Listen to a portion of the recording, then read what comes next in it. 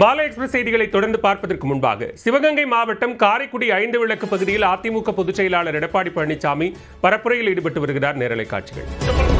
எம்ஜிஆர் காலத்தில்தான் இந்த சிவகங்கை மாவட்டம் புதிதாக உருவாக்கப்பட்டது. காரைக்குடி மாவட்ட அரசு மருத்துவமனையாக தரம் உயர்த்தப்பட்டது. மதுரை முதல் திருப்பத்தூர் பிள்ளையார்பட்டி வழியாக காரைக்குடி வரை இண்டஸ்ட்ரியல் காரிடார் சாலை அமைக்கப்பட்டது. திண்டுக்கல் முதல் திருப்பத்தூர் வரை இண்டஸ்ட்ரியல் காரிடார் சாலை அமைக்கப்பட்டது. காரைக்குடி நீர் ஆதாரமான சம்பை ஊற்றிலிருந்து நகராட்சிக்குட்பட்ட பகுதியில் குடிநீர் குழாய்கள் அனைத்தும் சுமார் 12 கோடியில் மாற்றப்பட்டது. கழக ஆட்சியில் காரைக்குடியில் புதிய பேருந்து நிலையம் அமைக்கப்பட்டது. காரைக்குடி மாவட்ட பதிவுத்துறை அலுவலகம், ஒருங்கிணைந்த நீதிமன்ற வளாகம், புதிய மாவட்ட நூலகம், மாவட்ட சுற்றுலா மையம் அமைத்து கொடுக்கப்பட்டது. தேவகோட்டை நகரில் 15 கோடி மதிப்பீட்டில் கழிவுநீர் சுத்திகரிப்பு நிலையம் அமைக்கப்பட்டது.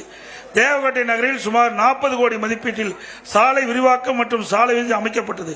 தேவகோட்டை ஒன்றிய பகுதியில் 10 ஆண்டு ஆட்சி காலத்தில் ஊரக மற்றும் நெடுஞ்சாலைத்துறையில் சுமார் 1500 கோடியில் பல்வேறு பணிகள் நடைபெற்றன. காரைக்குடியில் 5 நகராட்சி பூங்காக்கள் அமைக்கப்பட்டது. இத்தனையும் இந்த காரைக்குடி சட்டமன்ற தொகுதியில் நிறைவேற்ற பணிகள் என்பதை இந்த நேரத்தில் தெரிவித்து இன்றைக்கு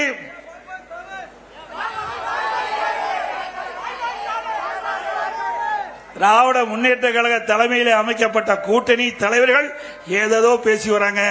அங்கே மிகப்பெரிய விரசல் ஏற்படுகின்ற சூழ்நிலை ஏற்பட்டு விட்டது. அடுத்த இன்னும் 8 மாத காலம் தேர்தல் இருக்குது.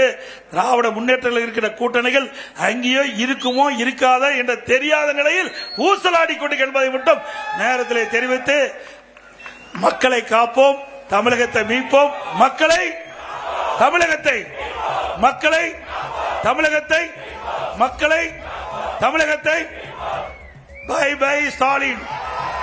நன்றி, வணக்கம்.